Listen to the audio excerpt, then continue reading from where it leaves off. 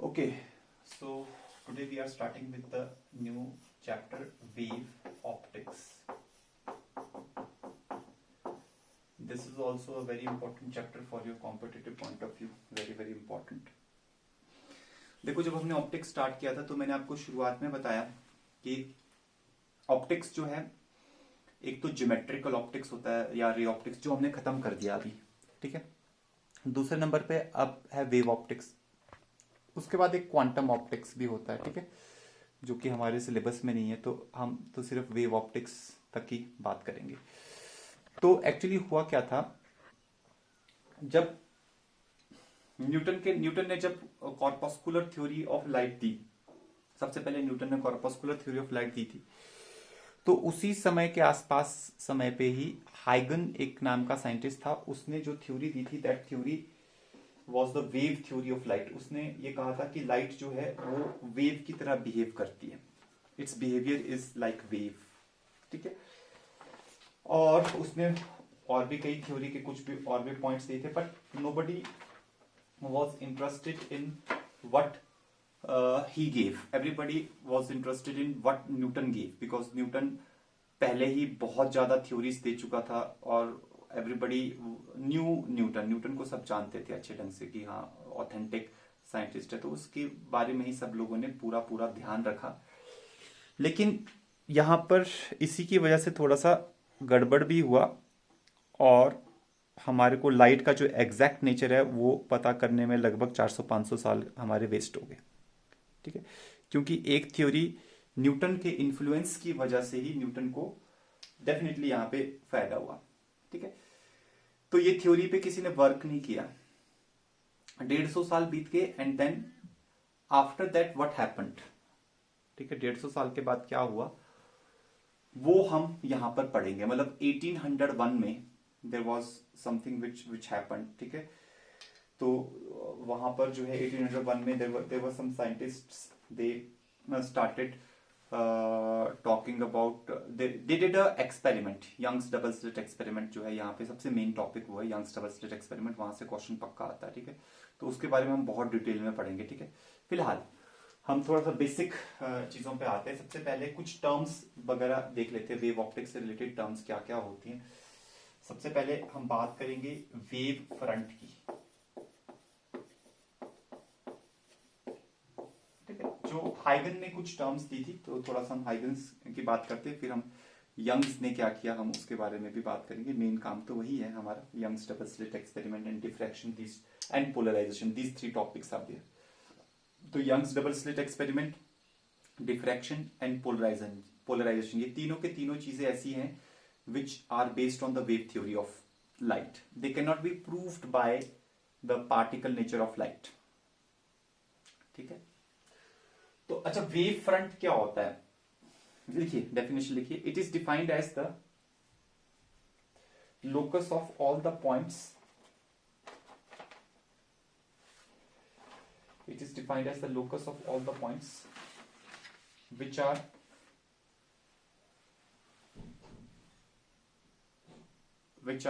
in same phase, which are in same phase. It can be of many types, it can be of many types. तो wave front is defined as the locus of all the points which are in same phase. और wave front जो होता है वो बहुत type का हो सकता है,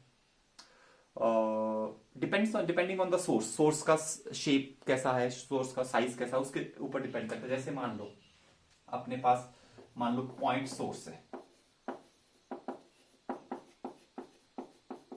पॉइंट सोर्स मतलब एक सिंपल सा पॉइंट है, इसका वेव फ्रंट अलग होगा। अच्छा, वेव फ्रंट बनता कैसे है, हाइगन क्या कहता था, हाइगन कहता था कि भाई जो पॉइंट सोर्स है उसके सरफेस के ऊपर जितने भी पॉइंट्स हैं वो क्या करते हैं, वो सारे के सारे पॉइंट्स अपनी डिस्टरबेंस जो है वो एनवायरनमेंट में छोड़ते हैं। डिस्टरबेंस कह लो या वेव्स कह लो, एक ही बात है, ठीक है। तो वो छोड़ते हैं एनवायरनमेंट में, तो उसकी वजह से ऐसे करके यहां पर जो है एक ये यहां से यहां डिस्टरबेंस आगे को गई, चारों तरफ गई, तो एक स्फीयर बनेगा। It is not a circle, एक स्फीयर बनेगा। उस स्फीयर के सर्कुम्फ्रेंस पे या उस स्फीयर के सरफेस पे एक ही समय पे डिस्टरबेंस पहुंचेगा, तो वो एक वेव फ्रंट है। उसी ढंग से थोड़ा और बड़ा अगर स्फीयर बनाया जाए तो वो थोड़ा और बड़ा वेव फ्रंट है। ठीक है, ऐसे ऐसे करके अगर हम डिफरेंट डिफरेंट स्फीयर्स बनाते रहें तो छोटा बड़ा और बड़ा ऐसे ऐसे करके डिफरेंट डिफरेंट हमारे वेव फ्रंट्स जो हैं वो बनते हैं। तो पॉइंट सोर्स हो तो ये जो वेव फ्रंट होता है इसको कहा जाता है spherical wave front, spherical wave front. ठीक है, अच्छा दूसरा जो वेव फ्रंट हमारे सिलेबस में है, वेव फ्रंट बहुत टाइप के हो सकते हैं depending on the shape of the source. Source का शेप तो कुछ भी हो सकता है ना। ठीक है, मान लो कोई हमारे पास लाइन सोर्स है, लाइन सोर्स की वजह से सिलेंड्रिकल वेव फ्रंट बनता है, सिलेंड्रिकल वेव फ्रंट। वो किसकी वजह से बनता है? अगर हमारे पास इस टाइप का सोर्स हो, लाइन सोर्स मान लो ऐसे करके, जैसे आपकी ट्यूबलाइट है, ट्यूबलाइट को आप एक लाइन सोर्स कंसिडर कर सकते हो, आपका बल्ब जो है आप उसको एक पॉइंट सोर्स कंसिडर कर सकते हो। ठीक है, तो बल्ब से स्फेरिकल वेव फ्रंट्स निकलते हैं, और जो आपका ट्यूबलाइट होता है, ट्यूबलाइट से आपका जो है वो सिलेंड्रिकल वेव फ्रंट्स निकलेंगे। जैसे ये हमारे पास है, तो यहां से वेव, यहां से डिस्टरबेंस इस तरफ भी जाएगी, इस तरफ भी जाएगी, चारों तरफ जाएगी, डिस्टरबेंस चारों तरफ जाएगी। तो एक सिलेंडर ऐसे बनेगा इसके चारों तरफ, और उस सिलेंडर के सरफेस के ऊपर डिस्टरबेंस एक जैसी हो रही होगी, सभी पार्टिकल्स की डिस्टरबेंस एक जैसी हो रही होगी। ठीक है, थोड़े समय के बाद ये सिलेंडर थोड़ा और बड़ा हो जाएगा, मतलब वेव फ्रंट थोड़ा और बड़ा हो जाएगा।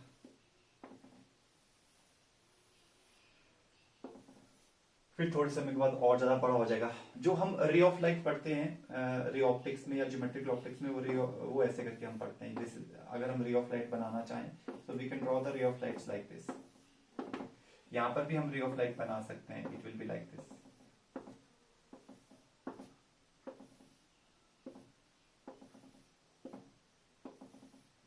रे ऑफ लाइट्स ऐसे करके बनाई जा सकती है। Ray of lights are always perpendicular to the wave fronts, you can see here.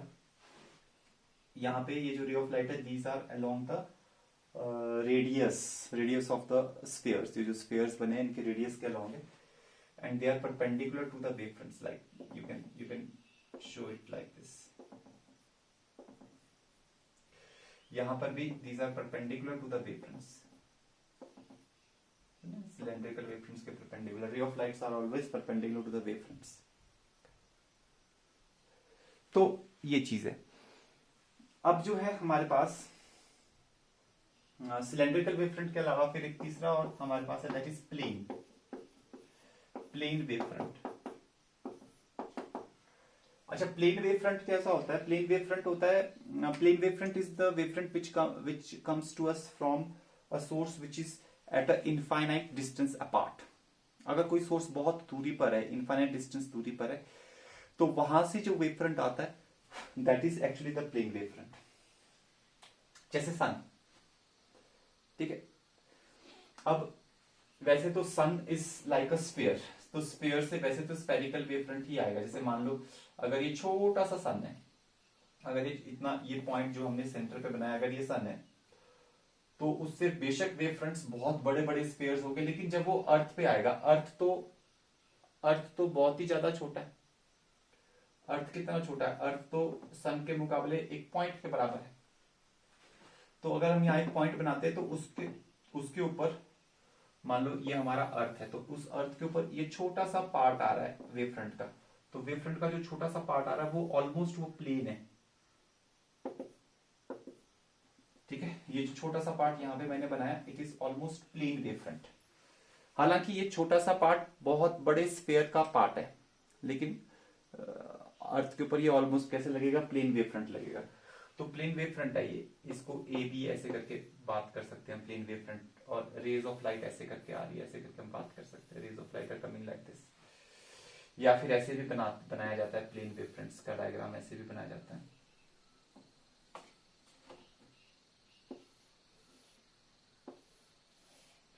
इस तरीके से ये प्लेन वेव फ्रंट्स है, और रेज ऑफ लाइट ऐसे आ रही है, यहां से ऐसे आई,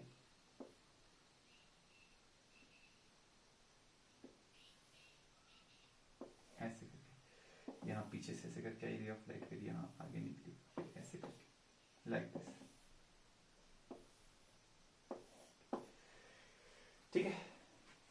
ये हमारे पास है rays of light they are always perpendicular to the shown wave fronts. जो भी वेव फ्रंट्स आपको शो किए गए उनके परपेंडिकुलर होती है। Rays of light are always perpendicular to the wave fronts. This is the concept. Okay, and there can be many types of wave fronts. तो हमारे सिलेबस में हमने ये 3 देखे हैं, spherical, cylindrical and plane wave front. ठीक है, अच्छा अब ये जो वेव फ्रंट्स हैं,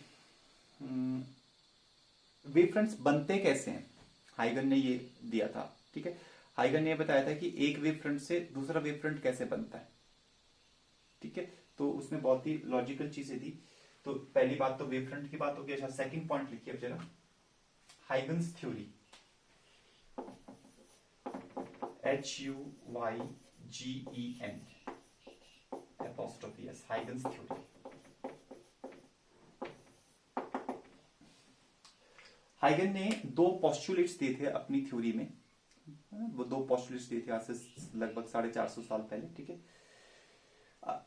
अच्छा हाइगन की थ्योरी की हर चीज वैसे वैलिड भी नहीं थी, लेकिन ये 2 पोस्टुलेट्स बड़े काम के थे। ठीक है, तो लिखिए फर्स्ट पोस्टुलेट लिखिए, every point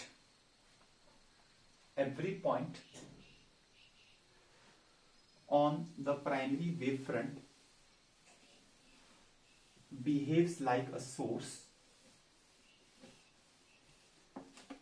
and it emits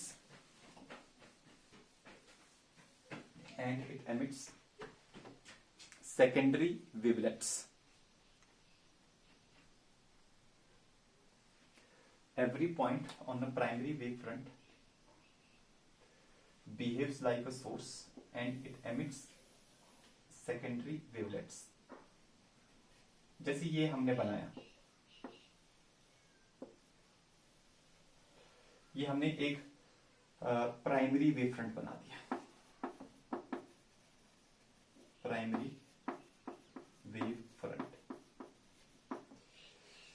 इस प्राइमरी वेव फ्रंट के ऊपर जितने भी पॉइंट्स हैं they are acting like a source. जैसे मैं कुछ ही पॉइंट्स बनाऊंगा, 1 2 3 4 5 6 7 8 9 10 बना देते हैं। They are behaving like a source, so they will give out their own wave fronts like this.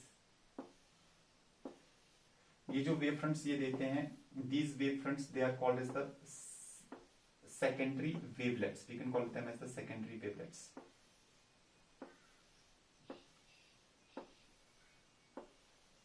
ऐसे करके, ठीक है, इनको सेकेंडरी वेवलेट्स बोलते हैं। ये ऐसा क्या कहा था हाइगन ने, कहा था कि पहली बात ये। अच्छा, दूसरी बात उसने क्या बोला कि सेकेंडरी वेवफ्रंट कैसे बनता है, वो चीज उसने समझाई दूसरे पॉइंट में।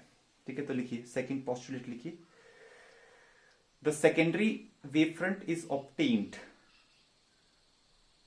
The secondary wavefront is obtained by enveloping the secondary wavelets. The secondary wavefront is obtained by enveloping the secondary wavelets.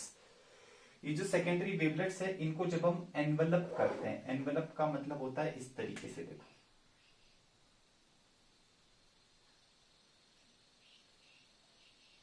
ऐसे करते हैं। ठीक है, तो ये जो हमारे पास बना रेड कलर में, this is our secondary wavefront.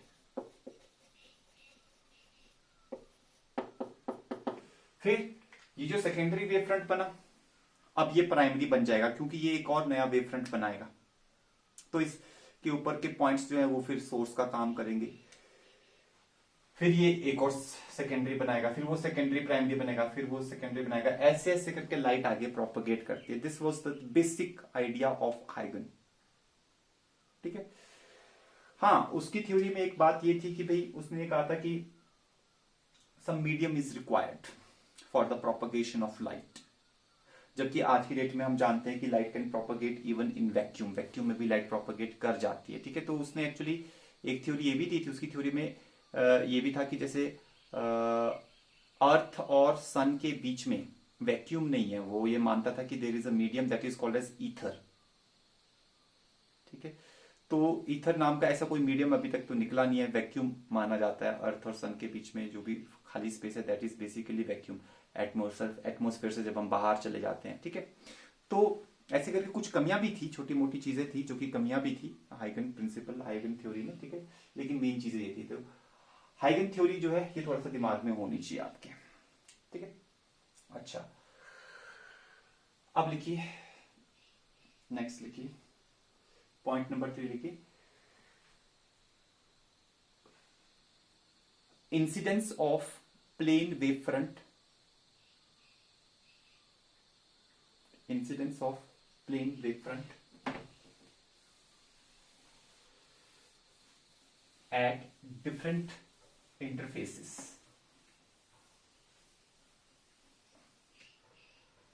Incidence of plane wavefront at different interfaces.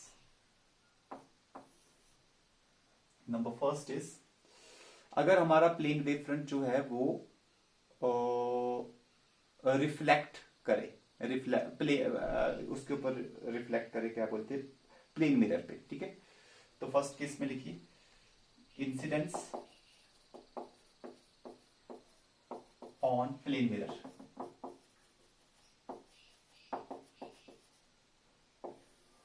तो यहां पे कुछ डायग्राम्स है जो आपको याद करने होंगे, 7-8 डायग्राम्स है ये वेव फ्रंट्स के। जैसे ये प्लेन मिरर है, इस प्लेन मिरर के ऊपर अगर कोई प्लेन वेव फ्रंट इंसिडेंट होगा तो रिफ्लेक्टेड वेव फ्रंट कैसा बनेगा आपको ये याद करना होगा। तो मान लीजिए हमारे पास ये हमारा प्लेन वेव फ्रंट है, इंसिडेंट वेव फ्रंट है ये भी, ठीक है। ये आ रहा है, नीचे की तरफ आ रहा है, यहां से रे ऑफ लाइट ऐसे करके आई और यहाँ पे ऐसे करके हिट किया, यहां से दूसरी रे ऑफ लाइट ऐसे करके आई और ये यहाँ पे हिट किया इस रे ऑफ लाइट में, ठीक है। तो ये रे ऑफ लाइट और plane wave front they are mutually perpendicular to each other, ये तो हमें पता ही, ठीक है। अच्छा, ये अब यहां पे जाके हिट किया, अब रिफ्लेक्ट होने के बाद वेव फ्रंट कैसा बनेगा, दैट इज आवर कंसर्न, ठीक है। तो आप रिफ्लेक्टेड रेज बनाओ, पहले तो नॉर्मल ऐसे बनाओ, यहां पर भी नॉर्मल ऐसे बनाओ, ठीक है। और फिर रिफ्लेक्ट कर दो इन रेज को। रिफ्लेक्टेड रेज आपकी ऐसे बन रही है, देखो ये ऐसे बन रही है और ये ऐसे बन रही है, ये रिफ्लेक्टेड रेज है। तो जो रिफ्लेक्टेड वेव फ्रंट होगा वो कैसा होगा, वो रिफ्लेक्टेड रेज के परपेंडिकुलर होगा, क्योंकि मैंने आपको क्या समझाया, मैंने आपको समझाया कि wave front and rays they are mutually perpendicular to each other, है ना। तो यहां पर इस तरीके से बनाना पड़ेगा हमारे को, समवट लाइक दिस,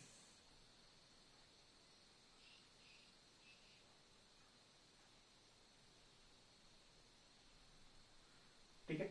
ये ऐसे करके रिफ्लेक्ट होगा। अगर हम इसको थोड़ा पीछे की तरफ करें तो यहां पर लाइक दिस, ठीक है। तो इंसिडेंट वेव फ्रंट ये काले वाला है, ठीक है। इंसिडेंट वेव फ्रंट ये काले वाला है, ऐसे करके आ रहा है, और रिफ्लेक्टेड वेव फ्रंट ये लाल वाला है। तो ये डायग्राम आपने बनाने हैं यहाँ पे, पहला डायग्राम ये हो गया। अच्छा, सेकंड है when it is incident on a interface, जहां पे rare to denser medium change जब कर रहा हूं, ठीक है। So incidence on a medium, ठीक है। कोई मीडियम चेंज कर रहा है, मान लो डेंसर टू रेयर जा रहा है या रेयर टू डेंसर आ रहा है, समथिंग लाइक दैट। तो आप यहां पे एक ऐसे करके ड्रॉ करिए, ठीक है। ऊपर जो है रेयरर है, नीचे जो है वो डेंसर है, एक रेयरर मीडियम है और फिर एक डेंसर मीडियम है, ठीक है। अब हमारे पास मान लो प्लेन वेव फ्रंट ऐसे आ गया, ये ऐसे करके आ रहा है प्लेन वेव फ्रंट। तो जब भी वेव फ्रंट आपको दिखाई दे प्लेन वेव फ्रंट, तो आप उसके परपेंडिकुलर बना दीजिए रेज ऑफ लाइट, ठीक है। सबसे पहले ये रेज ऑफ लाइट है आपके पास, ऐसे करके बनाइए आप, ठीक है। ये ऐसे परपेंडिकुलर यहां से भी बनाइए, ये यहां से ऐसे करके परपेंडिकुलर, ठीक है। अब क्या है, यहाँ पे नॉर्मल बनाइए, उसके बाद नॉर्मल बना दीजिए। तो इंसिडेंट वेव फ्रंट ये ब्लैक कलर वाला हो गया। अब रेयर टू डेंसर जा रही है, मान लो रे ऑफ लाइट, ये रेयर है डेंसर है, तो they will bend towards the normal, ऐसे करके they will bend towards the normal like this, तो अब रिफ्रैक्टेड वेव फ्रंट क्या बनेगा? What will the refracted wave front? That will be the wave front जो कि रिफ्रैक्टेड रेज जो है उनके परपेंडिकुलर।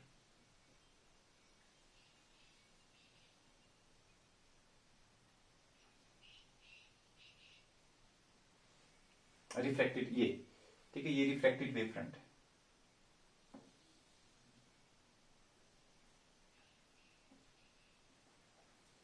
ये रिफ्रैक्टेड वेव फ्रंट है, ठीक है। तो थोड़ा सा टिल्ट होता है, मतलब ये इंसिडेंट वेव फ्रंट है, थोड़ा सा टिल्ट हो गया, ये रिफ्रैक्टेड वेव फ्रंट हो गया, ठीक है। ओके, चलिए अब आते हैं हम तीसरे नंबर पे। ये हो गया हमारे पास। अब अगर चलो अब ऐसा करते हैं, हम अपना मिरर्स ले लेते हैं, कर्व्ड मिरर्स, ठीक है। तो when plane wave front is incident on a concave mirror,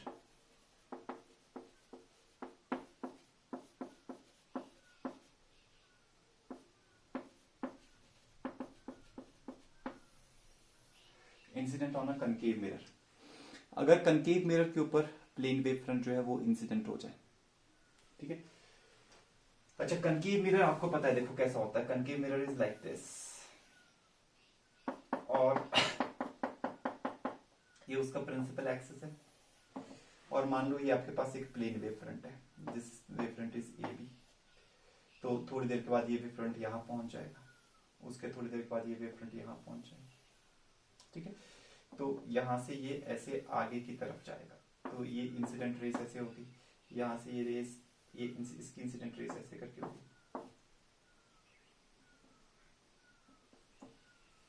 ठीक है। तो इंसिडेंट रेस ऐसे होगी। अच्छा, ये इंसिडेंट रेस कैसी है? पैरेलल है, क्योंकि plane wave front means parallel incident rays. तो पैरेलल इंसिडेंट रेस कैसे टकराने के बाद क्या होता है उनका? They after striking they passes through focus.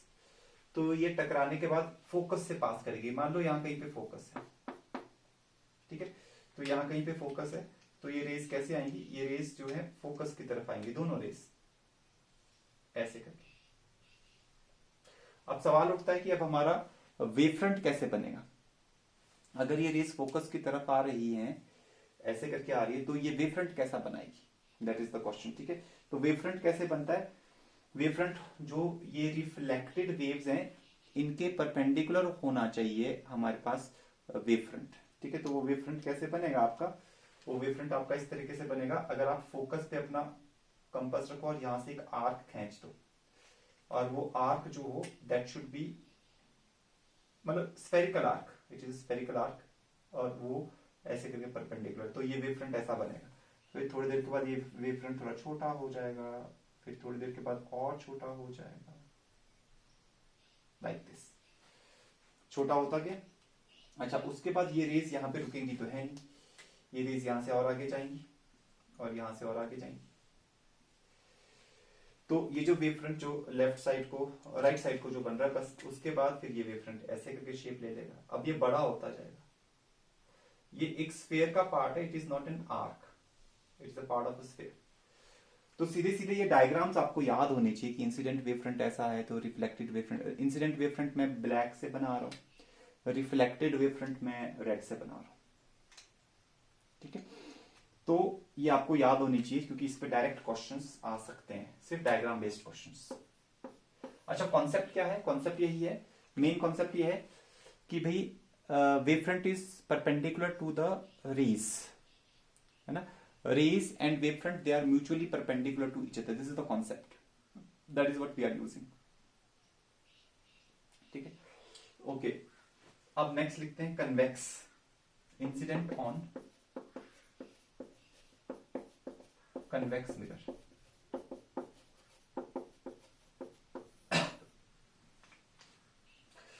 आपको पता है कन्वेक्स मिरर ऐसे होता है, और इस कन्वेक्स मिरर के ऊपर अगर कोई प्लेन वेव फ्रंट इंसिडेंट हो, दैट इज लाइक दिस, ये हमारा प्लेन वेव फ्रंट है, ये जाकर के इंसिडेंट होगा, ठीक है। तो रेज ऐसे करके जाएंगी, और यहां पे ऐसे करके ये परपेंडिकुलर है, फिर रेज ऐसे करके जाएंगी,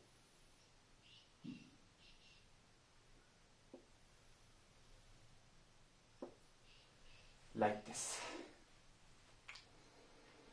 ठीक है, तो हमारा इंसिडेंट वेवफ्रंट, हम इसको ये ए बी यहां पहुंच गया, फिर ए बी यहां पहुंच गया। अच्छा, उसके बाद क्या होता है, parallel rays they reflect and they appear to be coming from the focus, basically ऐसा होता है। तो ये टकराई और टकराने के बाद दे appear, they will diverge and it will appear as if they are coming from some specific point when extended behind, and that point is basically your focus। ठीक है, अब सवाल उठता है कि रिफ्लेक्टेड वेव फ्रंट कैसे बनेगा। तो मैंने क्या आपको बताया, मैंने आपको ये सिखाया, जो रिफ्लेक्टेड रेज हैं उनके परपेंडिकुलर एक सरफेस बनाओ। तो रिफ्लेक्टेड रेज डाइवर्जिंग है, डाइवर्जिंग रेज है, उनके परपेंडिकुलर कैसे बनेगा, फोकस पे कंपास रखो और यहां से ऐसे आर्क खींच दो। तो कुछ ऐसे करके आपके पास जो है, this will be your reflected wave front like this. ठीक है, तो इंसिडेंट थोड़ा बनाना भी आना चाहिए, थोड़ा लॉजिक भी क्लियर होना चाहिए, और थोड़ा सा याद भी करना पड़ेगा यहां पे आपको। ठीक है, अच्छा, फिर हमारे पास और क्या था, प्रिज्म और लेंसेज का भी कर ही लेते हैं। ठीक है, तो फोर्थ केस में आ जाते हैं, प्रिज्म ले लेते हैं। चलो, when plane wavefront is incident on a prism,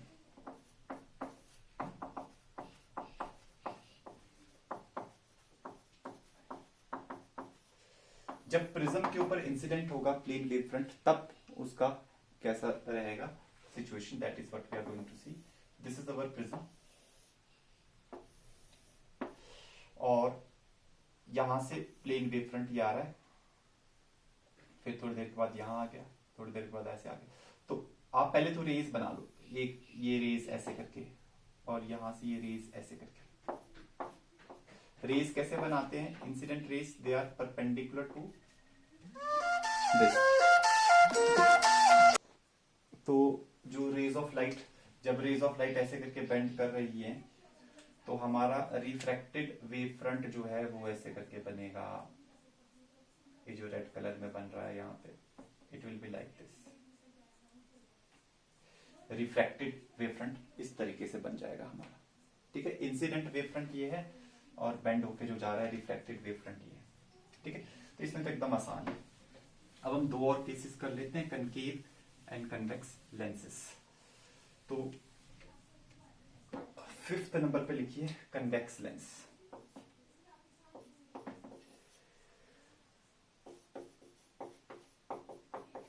जब कन्वेक्स लेंस के ऊपर इंसिडेंट होगा क्या, प्लेन वेव फ्रंट, ये हमारे पास एक कन्वेक्स लेंस है, प्लेन वेव फ्रंट ये आ गया, इसका नाम रख लो ए बी, ये जा रहा है और उसके ऊपर जाके इंसिडेंट होगा।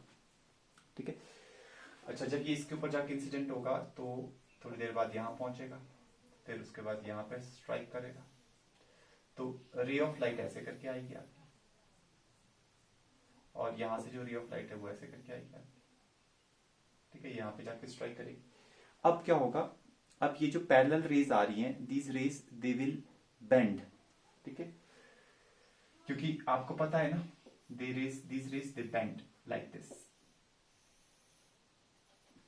and they meet at the focus, they bend and they meet at the focus, ये होता है, आपको पता ही है। ठीक है, so this is the focus। लेकिन हमें तो वेव फ्रंट से मतलब है, हमें रेस से नहीं मतलब है। तो वेव फ्रंट कैसे बनाया जाएगा, अब वेव फ्रंट कैसे बनाया जाए, जैसे अभी हम बना रहे हैं कर्व मिरर्स में हमने जैसे बनाया। ठीक है, क्योंकि ये बेंड होगी रेस, तो इसमें यहां पे आप रखो अपना कंपास और ऐसे इमेजिन करो लाइक दिस, अपने वेव फ्रंट्स को ऐसे इमेजिन करो। These are spherical wave fronts, लेकिन ये स्फेयर का सिर्फ एक पार्ट है, these are just a part of a sphere, not the full sphere. And then the rays will not stop here, they will move ahead, यहां से ऐसे आगे जाएंगी रेज, तो ऑफ कोर्स वेव फ्रंट भी आगे की तरफ बनेगा। ठीक है, तो कैसे बनेगा इस बार वेव फ्रंट यहां पे रखो और यहां से आर्क बनाइए लाइक दिस, यहां से ऐसे, यहां से ऐसे, और यहां से ऐसे, और यहां से ऐसे, ऐसे करके आर्क्स बनाएंगे। So wave fronts will be like this. ठीक है, तो इस तरीके से बनेगा हमारे पास। तो स्फेरिकल वेव फ्रंट्स बनते हैं। देखो, जितने भी कर्व दोनों मिरर्स हैं और दोनों लेंसेज में plane wave front spherical wave front में कन्वर्ट होता है। उसके अलावा प्लेन मिरर और प्रिज्म और रिफ्रैक्शन वाले केस में प्लेन वेव फ्रंट में ही कन्वर्टेड रहता है। ये सब चीजें याद करनी है आपको। ठीक है, लास्ट डायग्राम जो है वो कनकेव लेंस का है, सिक्स्थ वन।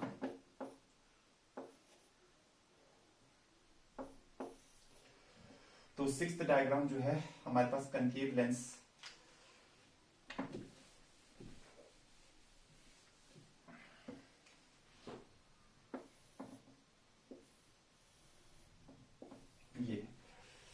ये प्रिंसिपल एक्सिस है, प्लेन वेव फ्रंट ये आ गया, थोड़ी देर बाद प्लेन वेव फ्रंट यहां चला गया, उसके थोड़ी देर बाद यहां चला गया, फिर थोड़ी देर बाद यहां चला गया, ठीक है।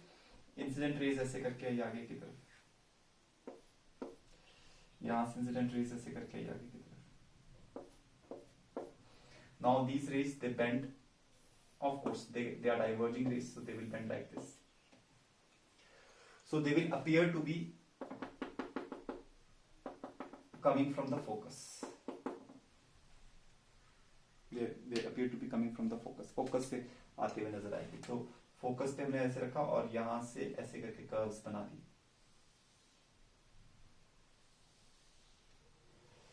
These are spherical wavefronts, ठीक है। So these are the 6 diagrams that you need to remember, ठीक है, wavefronts के। अच्छा, अब एक और चीज लिख लेते हैं, बाकी YDSC हम कल करेंगे, यंग्स डबल स्लिट एक्सपेरिमेंट हम कल करेंगे। एक डेफिनेशन लिख लीजिए, कोहेरेंट सोर्सेस,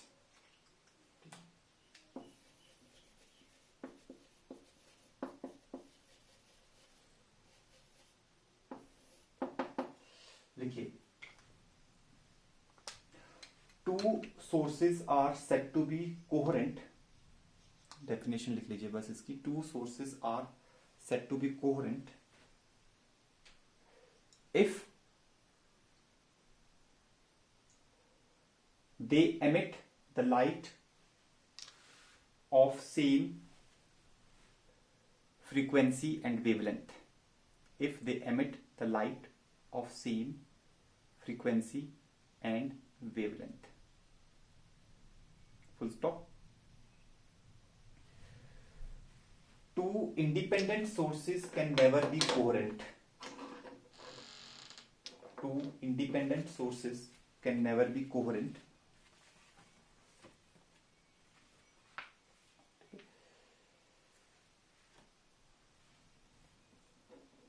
तो दो इंडिपेंडेंट सोर्सेस कभी भी कोहेरेंट नहीं हो सकते, चाहे आप दो बल्ब ले लो सेम ही कंपनी के, सेम वॉटेज के, लेकिन वो जो लाइट एमिट करेंगे वो कभी भी कोहेरेंट नहीं होगी, क्योंकि लाइट एमिट होती है एक्चुअली इलेक्ट्रॉनिक ट्रांजिशंस की वजह से। इलेक्ट्रॉन्स हायर एनर्जी लेवल पे जाते हैं, फिर वहां से लोअर एनर्जी लेवल पे आते हैं, फिर वो एनर्जी एमिट करते हैं, तो उस तरीके से लाइट एमिट होती है बेसिकली। तो वो जो प्रोसेस होता है हायर एनर्जी पे जाना और फिर लोअर एनर्जी पे वापस आना, और कौन से लेवल से कौन से लेवल पे वापस आना, वो बहुत ही रैंडम प्रोसेस होता है, उसमें एक जैसी फ्रीक्वेंसीज और वेवलेंथ्स हमेशा नहीं निकलेगी, ठीक है। तो दो कोहेरेंट सोर्सेस, इंडिपेंडेंट सोर्सेस कभी भी कोहेरेंट नहीं हो सकते। तो दो कोहेरेंट सोर्सेस बनाते कैसे हैं फिर, how do we obtain two coherent sources, क्योंकि उसको दो कोहेरेंट सोर्सेस से ही हम इंटरफेरेंस आगे सीखेंगे, तो वो उसका एक मेथड है यंग्स डबल स्लिट एक्सपेरिमेंट। तो और भी कई मेथड्स हैं, but we will study about Young's double slit experiment in detail, ठीक है। तो बस ठीक है, आज के लिए इतना।